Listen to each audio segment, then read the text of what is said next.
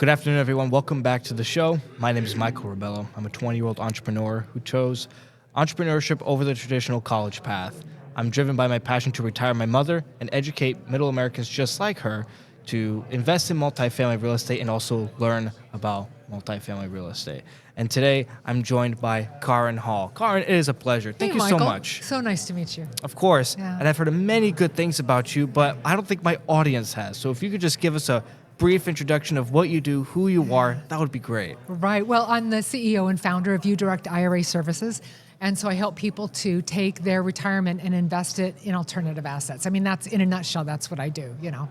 That's awesome. Yeah. And I would love to kind of dive into what you do a little bit. And I also heard through the grapevine that you're also an author. Yes, this year, right, I published a book with Bigger Pockets, and a labor of love after doing this for so long. I've been in the industry 17 years, or 18 years now, actually, 18 years. And so being able to put that all down and help other people, it's a guidebook that I wrote with Bigger Pockets.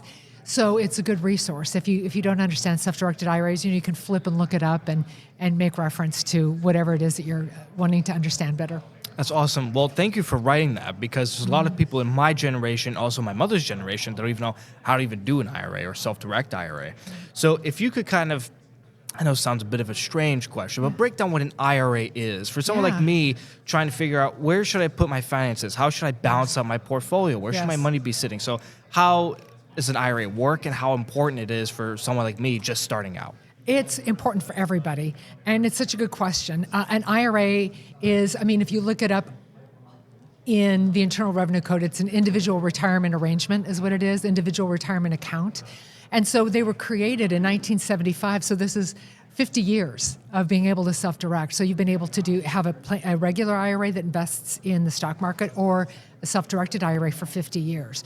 So it's a way of not relying on the government, not relying on Social Security to have money in retirement. It's a way for the individual to save for their own retirement. That was the purpose of it.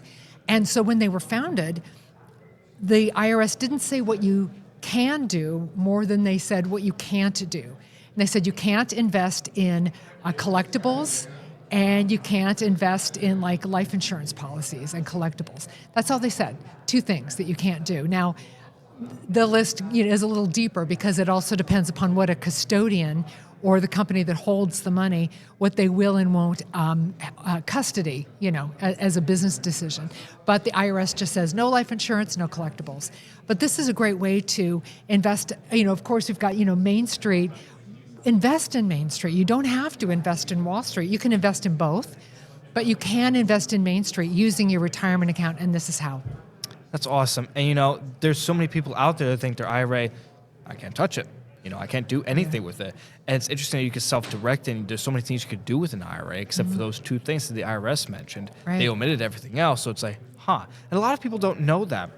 But what I would like to kind of dive into is your story. How did you get into this business? Because I know you're very well versed in this. I mean, you are basically the expert at this. Because I've talked to individuals in finance, but they've never been able to talk about IRAs as simple as you have. But I would love to understand what got you to where you are today, and how did you even get into the self-directed IRA and the uDirect IRA business? Yeah, I love that question, because it's sort of a funny answer. No one, was a little kid dreaming of self-directing IRAs. That doesn't usually happen. But as I went through my career first as a radio announcer, and realizing that I was going to make this much money, I wanted to have a more abundant lifestyle. So I thought, well, how do people do it? And I got into real estate, and it was almost by accident. While I was in radio, while I was on the air, I was also managing an apartment building, and then I got a real estate license. This is all when I'm in my 20s. And then I started understanding real estate, and then eventually made my way into the mortgage lending sphere, that world. Right. And I got into loan servicing, which is a lot like what we do with self-directed IRAs. We're servicing these accounts. I learned a tremendous amount, but then I got into loan origination, and that's when I could really look at other people's 1040s, their tax returns, and how are these people who can afford this enormously expensive house, how are they making their money? What's on their tax returns? What are they doing? And so often it was the underlying asset was real estate. It's like, okay, I see how this game is played. And so I just started educating myself and learning more and more. Then there came the great mortgage meltdown, the Great Recession. then I couldn't get a job in radio. Well, because I live in Orange County, California, and radio is in LA, all right? And I wasn't going to sell real estate because it was no one, obviously the whole market was frozen. Right. Same thing with making mortgages. The mortgage space, no one was lending money at the time. It really froze for a while. So I got into the self-directed IRA space, and I worked for another company for 2 years and then broke off and started my own company in 2009. And now we have over 1.2, 1.3 billion under management. And Wow. we've helped like over 10,000 people, thousands and thousands of people to self-direct and make these decisions to invest outside of Wall Street. That is awesome. First of all, congratulations, and that's incredible. Thanks. And, and for those of you that are listening that work with Kaaren, first of all, congratulations. That's a smart move. I think I have to be in more communication with you more often. But anyways, what I did find out from your response is that real estate and the IRAs have a correlation. Yes. And that there's wealth behind it. How do those both correlate and intertwine into building financial freedom? Right. The industry of the self-directed IRA industry, we meet a couple times a year and we talk about, well, what are the trends? And so the number one asset class for self-directed IRAs is called a syndication. Maybe it's called a Reg A, Reg B, Reg C, Reg D offering, but the SEC gives people permission to raise capital. And so the structure of that deal is called a syndication. Now that's the contractual, but then the underlying asset is real estate normally. It could be a multifamily building, like an apartment building where you live. It could be, a strip mall where you shop. It could be self-storage. It could be so many different things, mobile home parks. Normally, real estate is the underlying asset. And that's one way that real estate and self-directed IRAs work together.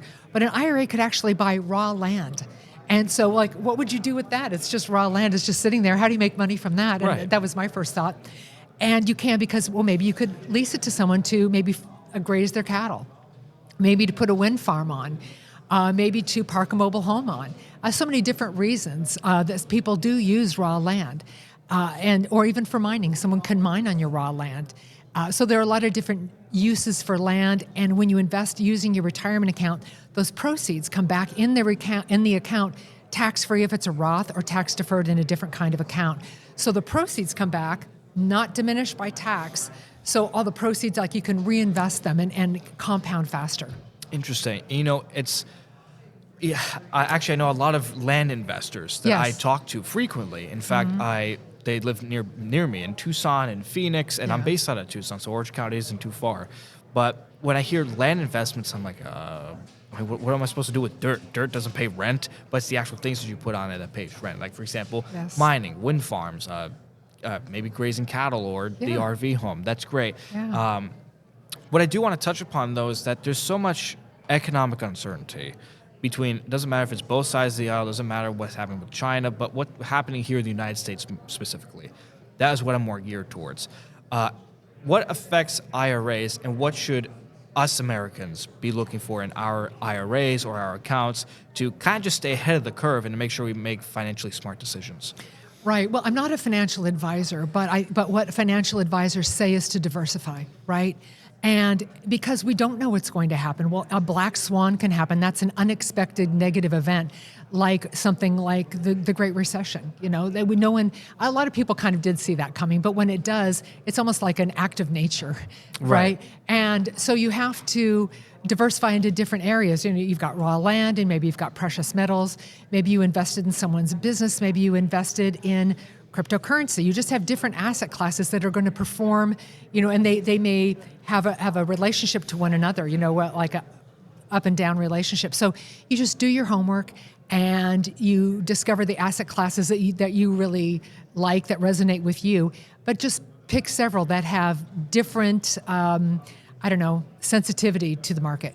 Interesting. Thank you so much for sharing that. And there's one final thing I want to talk about is your book. Yes. I would love to figure out why you wrote that book and how it can help people like me or just everybody in general. Because there's always a reason for someone to write a book, because I know someone just doesn't wake up one day while the sun's shining through the window, I'm going to write a book today. Yeah. Because I know there's a reason, there's a purpose behind it. Yes. And I know you are a purpose-driven individual. Yes. Very similar to your friend and colleague, Christina, who's also very purpose-driven. Yes. So I would love to find out, what is your why? What drove you to write your book?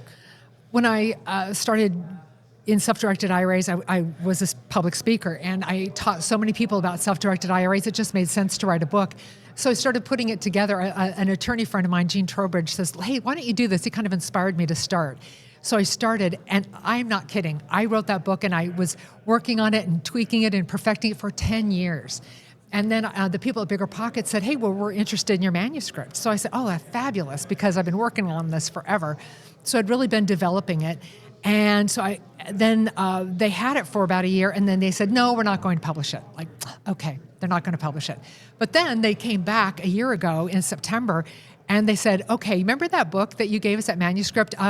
We want to publish that book in 2 months, go. So I was ready, because I'd spent a lot of time on it. So in 2 months, I mean, it was the whole thing, like going to the office and working on weekends, even with no air conditioning, like typing away. I felt like I really, suffered as an artist. It was Right. Yeah, it makes me feel like even better about writing the book and just putting it all together. And the crew over there, the editing crew at Bigger Pockets, they were so amazing about the way we worked together. And they would have comments, and it was so helpful. It's like, okay, there's something maybe that they didn't understand as a reader. Explain this to me. It was so great, because when it's your area of expertise, you just assume everyone understands things.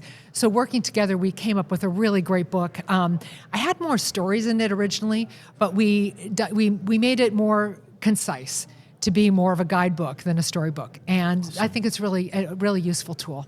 Awesome. Yeah. Well, Kaaren, thank you so much for sharing that. And we're just at our time, but for those that are listening and those that want to learn more, please email Kaaren Hall at mainstreetmedianetwork.com to learn more about Kaaren, her book as well, and the services she provides.